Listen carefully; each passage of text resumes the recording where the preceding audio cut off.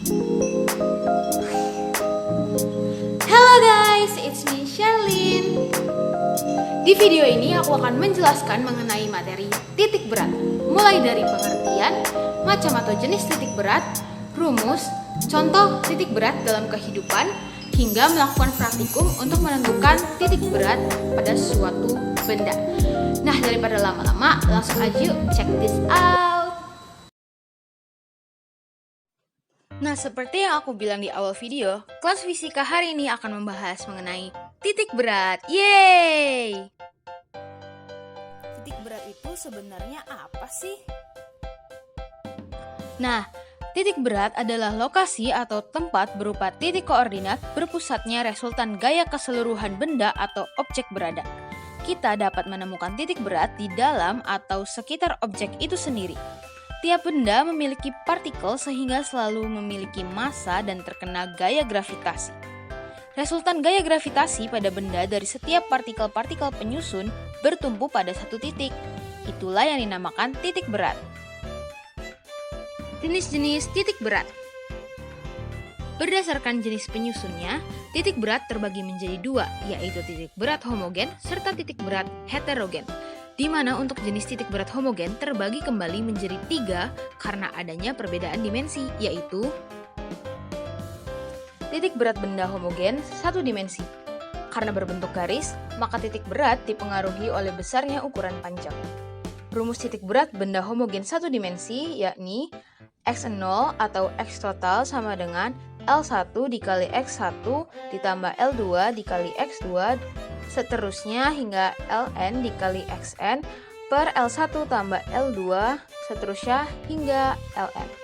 Begitu juga dengan Y0 atau Y total di mana L1 dikali Y1 ditambah L2 kali Y2 tambah seterusnya hingga Ln dikali Yn per L1 ditambah L2 seterusnya hingga Ln. Yang kedua, ada titik berat benda homogen dua dimensi. Karena berbentuk area, maka titik berat dipengaruhi oleh besarnya luasan area. Rumusnya sama seperti tadi, hanya saja L atau panjang diganti dengan A atau luasan daerah. Di sini saya juga mencantumkan beberapa rumus untuk bangun datar seperti persegi, di mana untuk mencari koordinatnya kita bisa menggunakan X0 setengah dari panjang dan untuk Y0-nya setengah dari lebar.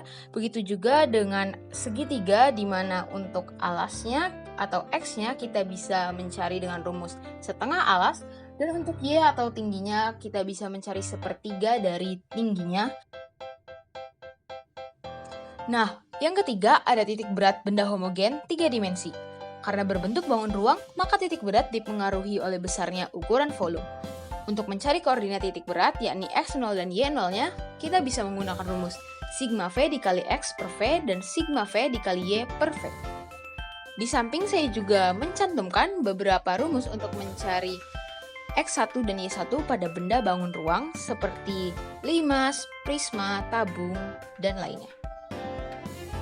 Nah, tujuan dari praktikum yang akan aku lakukan yakni membandingkan titik berat hasil perhitungan secara teori dengan titik berat yang dihitung secara praktek. Apakah hasilnya akan sama atau tidak?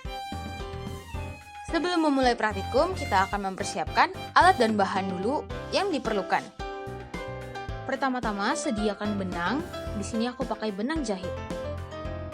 Lalu, siapkan gunting, jarum pentul,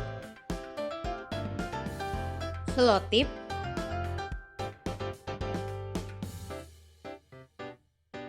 kertas gambar A3 yang dipotong menjadi 2 buah bangun ruang, di mana di sini aku bangun ruang pertamanya berupa gabungan dari persegi dan segitiga, sedangkan untuk bangun ruang kedua merupakan gabungan dari persegi dan 2 buah segitiga siku-siku. Untuk ukurannya kalian bisa lihat seperti yang tertera di video ya. Terakhir ada sebuah beban, di mana di sini aku menggunakan penghapus sebagai bebannya. Kita masuk ke langkah-langkah.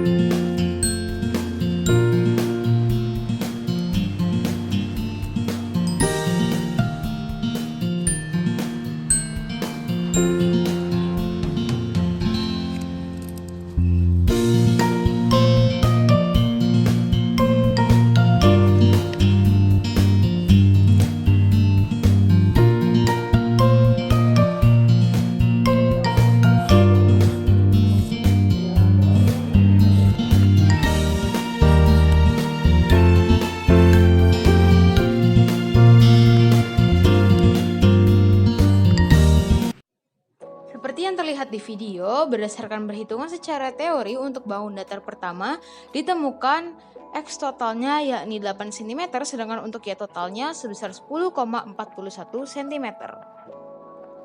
Nah, sedangkan perhitungan berdasarkan praktek, saya mendapatkan koordinat titik beratnya untuk XT yakni 8 cm, sedangkan untuk YT-nya 10,6 cm. Nah, XT-nya sama saja dengan perhitungan secara teori, namun YT-nya berbeda sekitar 0,2 cm. Untuk bangun datar kedua, koordinat titik berat yang saya dapatkan untuk XT-nya ialah 6 cm, sedangkan untuk YT-nya sebesar 7,6 cm. Hasil dari koordinat titik berat ini diperoleh melalui perhitungan berdasarkan teori.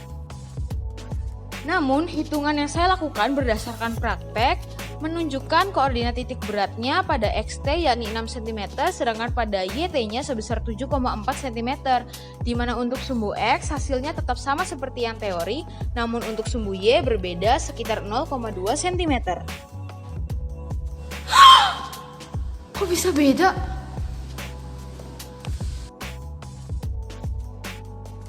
Kesimpulannya, perhitungan titik berat saya berbeda antara teori dengan perhitungan secara praktek. Hal ini disebabkan karena adanya beberapa faktor dan salah satunya saat melakukan praktikum, posisi garis yang saya gunakan sebagai penanda tidak pas atau tidak berhimpit dengan benang alias miring. Dengan begitu, benda dipaksa stabil akibat pemberian gaya yang tidak seharusnya. Padahal jika saya membuat garis penanda yang tepat atau berhimpit dengan benang, hasilnya seharusnya sama saja dengan perhitungan secara teori. Pengertian udah, jenis-jenis dan rumusnya juga udah, bahkan udah melakukan praktikum. Nah, sekarang waktunya kita untuk mengetahui kira-kira contoh penerapan titik berat itu apa sih? Kalian pasti udah gak asing dong kalau melihat gambar menara yang satu ini. Iyalah, jelas, udah terkenal banget. Nah, kira-kira kenapa sih menara Pisa itu masih bisa berdiri selama berabad-abad dalam keadaan miring seperti itu? Kira-kira tahu gak ya alasannya? Oke deh, aku kasih tahu. Nah, jadi guys, gini. Letak titik pusat massa suatu benda atau titik berat suatu benda itu sangat mempengaruhi kestabilan benda tersebut. Jika ditarik sebuah garis lurus ke bawah dari titik pusat massa dan garis tersebut masih jatuh pada alas benda, maka dapat dikatakan bahwa benda tersebut dalam keadaan setimbang atau stabil. Nah, beda cerita nih guys kalau misalnya benda tersebut kemiringannya seperti ini. Ada yang tahu nggak kira-kira kenapa? Yap, jawabannya karena bila ditarik garis ke bawah dari pusat massa, garis tersebut tidak jatuh tepat di bagian alas benda. Nah, dapat dikatakan kalau tiang listrik ini keadaannya tidak setimbang atau tidak stabil. Nah, di sini aku mempunyai salah satu gambar di mana menunjukkan penggulingan sebuah benda.